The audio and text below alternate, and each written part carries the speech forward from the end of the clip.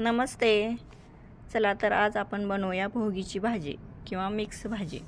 ही भाजी बनवण्यासाठी अगोदरच आपल्याला तयारी करायला लागते. 1 तास सर्व भाज्या निवडून स्वच्छ धुवून आणि बारीक कट करून घेतलेल्या आहेत. तर इथं वाटाणा घेतलेला आहे 1 फुलपात्र भरून, फ्लावर घेतलेला आहे कट करून, थोडासा पेरू, पानकोबी, थोडंसं बीट घेतलेलं आहे, 1 बोरसुद्धा घेतलेले कट करून, 1 वांगं, घेवडा आणि बटाटे छोटे छोटे आहेत ते उकडून घेतलेले आहेत. उकडलेला बटाटा घातल्यामुळं आपली भाजी छान मिळून येते आणि टेस्ट पण छान लागते. म्हणून इथं बटाटे मी अगोदरच उकडून घेतलेले आहेत. काळ्या मसाल्याची झणझणीत अशी भाजी बनवणार आहोत आपण. सुकं वाटण्यासाठी खोबरं घेतलेले, थोडंसं 2 चमचे तीळ, शेंगदाणे आणि 4-5 काजू घेतलेले आहेत. काजूनीसुद्धा भाजीची चव खूप छान लागते. तर ओलं वाटण करण्यासाठी आपण 1 कांदा, टोमॅटो, कोथिंबीर, अद्रक, लसूण घेतलेलं आहे. तर गॅसवर कढई ठेवून आपण परतून घेऊ, म्हणजे वाटण करण्यासाठी थोडंसं परतून घ्यायचं, जास्त वेळ नाही करायचं. छान चव लागते भाजीला. काळ्या तिखटाची अशी झणझणीत भाजी आपण आज बनवूया. दुसरा मसाला अजिबात वापरायचा नाही, फक्त काळं तिखट घालणार आहोत. काळ्या तिखटाने ही भोगीची भाजी खूप छान चव लागते. थोडंसं परतून घ्यायचं आणि प्लेटमध्ये काढून घेऊ. आपल्या घरामध्ये जेवढ्या भाज्या असतील, सहजासहजी उपलब्ध असतील, सर्व भाज्या ह्याच्यात घालायच्यात.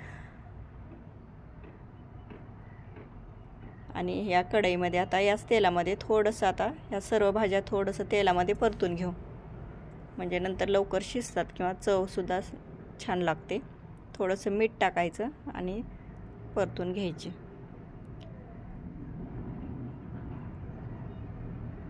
आता हे साईडला ठेवू आपण आणि दुसऱ्या कढईमध्ये आता छान आपण फोडणी देऊ ह्या भाजीला.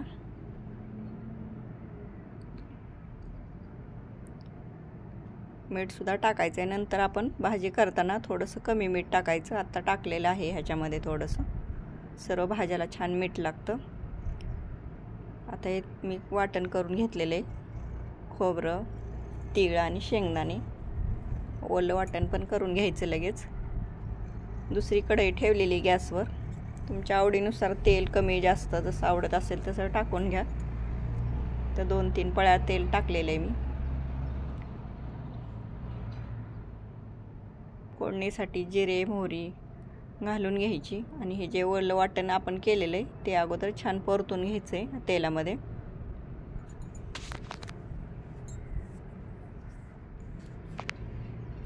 गॅस कमी करून छान परतून घ्यायचं हे तेल सुटेपर्यंत. या पद्धतीने एकदा ही भाजी करून बघा तुम्ही भोगीच्या दिवशी. खूप छान चव लागते.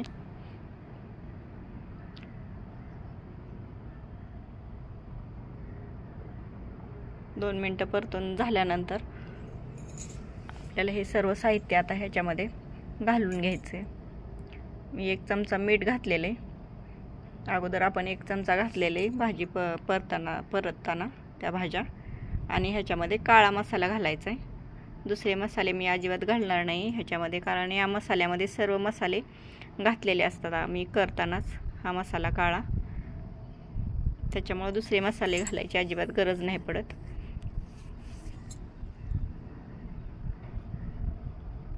आणि हे परतून ठेवलेल्या भाज्या आहेत आता आपण त्याच्यामध्ये घालून घेऊ. मसाल्यामध्ये छान परतून घ्यायचे 2 मिनटं. लगेच पाणी घालायचं नाही. आणि त्याच कढईमध्ये आता दुसऱ्या मी थोडंसं पाणी गरम करायला ठेवलेले.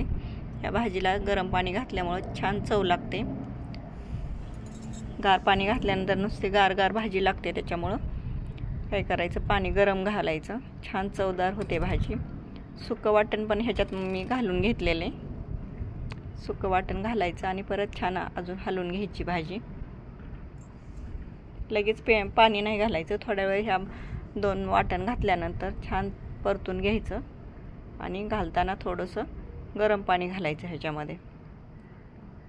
तेवढं तुम्हाला भाजी करायची कमी जास्त, पातळ घट्ट, तसं तुमच्या आवडीनुसार पाणी घाला ह्याच्यामध्ये. तरी वगैरे ह्या मसाल्याने जास्त येत नाही, पण टेस्ट खूप छान लागते या काळ्या मसाल्याने. त्याच्यामुळं हा काळा मसाला घातलेला आहे मी ह्याच्यामध्ये.